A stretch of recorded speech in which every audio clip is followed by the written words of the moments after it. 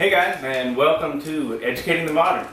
Today, I'm likely not going to teach you a damn thing, but we are going to talk about some stuff.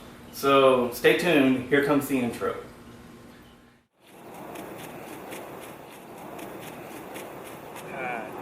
There got to be a better way than this.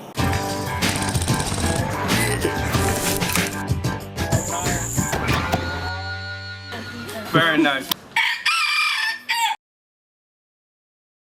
Okay, now, well, I don't know, I ain't even going to count the months. In November, yeah, I am, okay. So it's like 10 months ago, roughly, 11, almost a year ago. Anyways, I went to a cast iron manufacturing plant in South Carolina, and I was interested in starting my own lineup of cast iron cookware. Very long story short, to do it in the United States at a price point that I think would be reasonable, and as well as the quality be as good as the old stuff, it just wasn't feasible.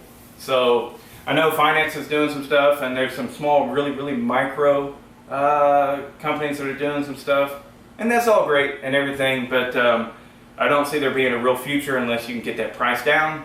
And then if you go overseas, you can get the product made. You can do that, you know. But then if you go overseas, you get the price down, but what you don't get is the idea and prestige behind a skillet made in USA. So, like I said, again, very long story short,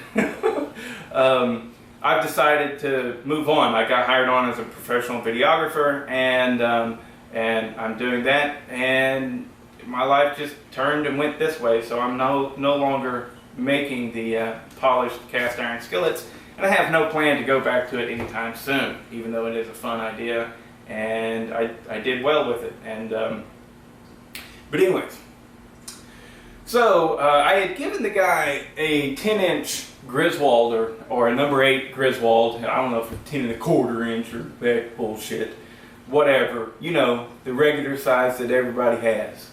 And it was pristine and beautiful and just perfect.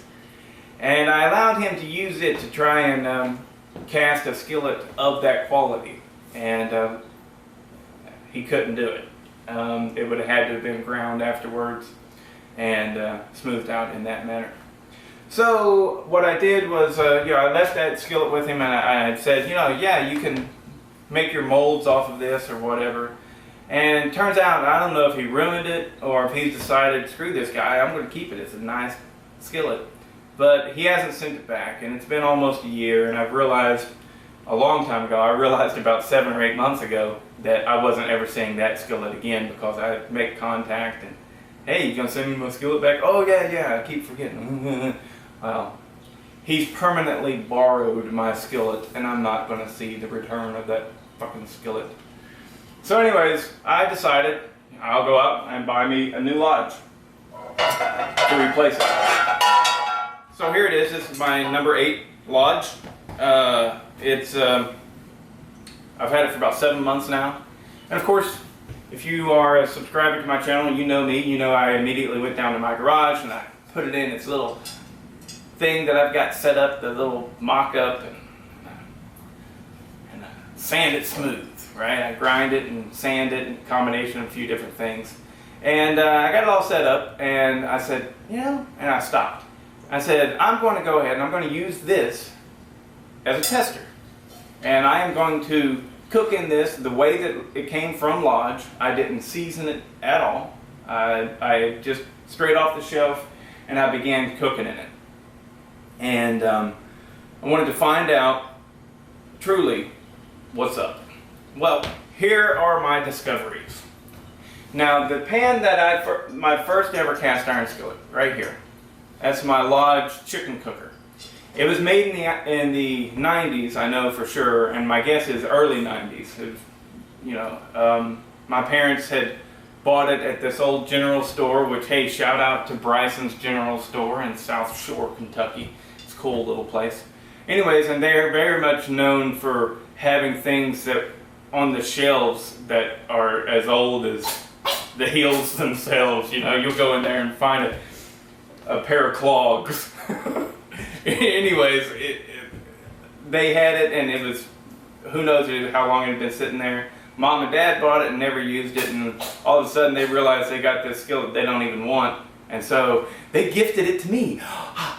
So turns out though that it seems like what they did back then, and probably the #1 reason why I loathed Lodge for so long in their quality standards, is that they just simply casted it, and then they went straight from the casting to maybe a few little grinding steps and stuff like that, but then they seasoned it.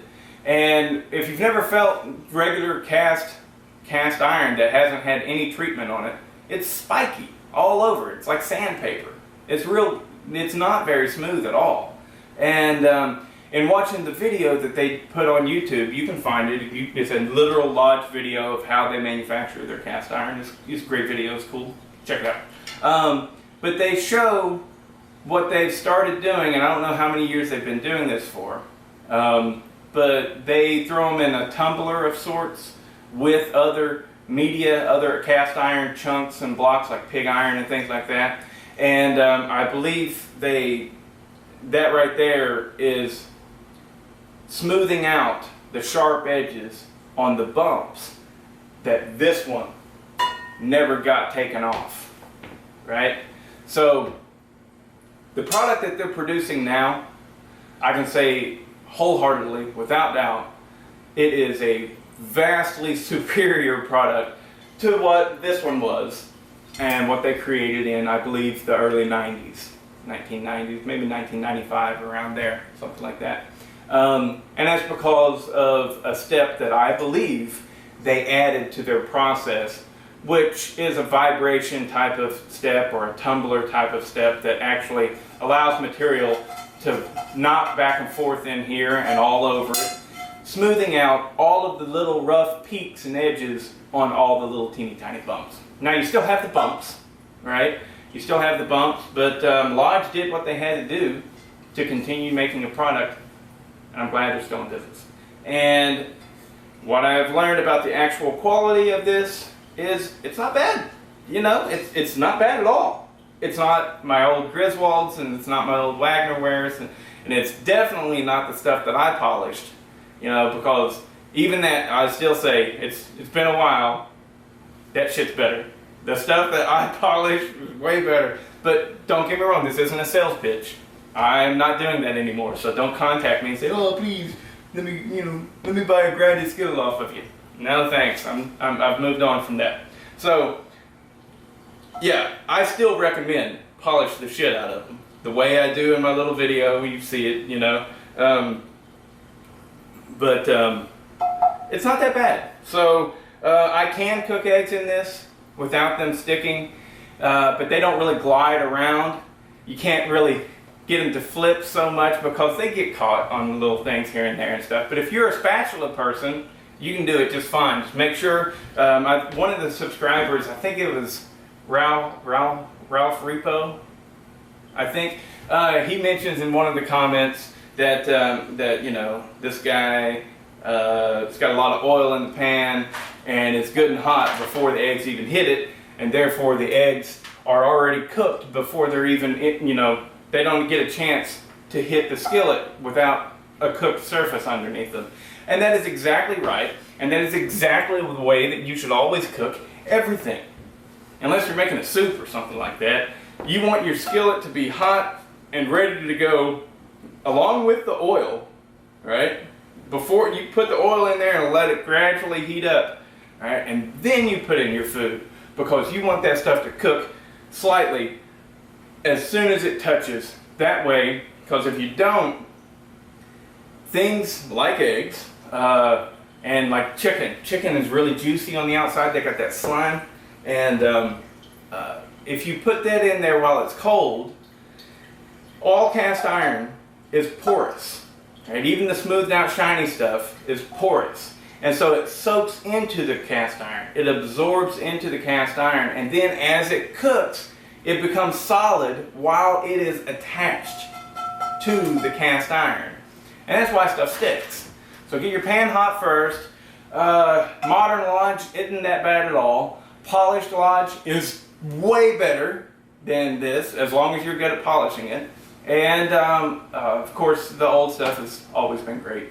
So that's my story. And like I said, you probably didn't learn anything, but I wanted to tell you guys about the experience that I had, and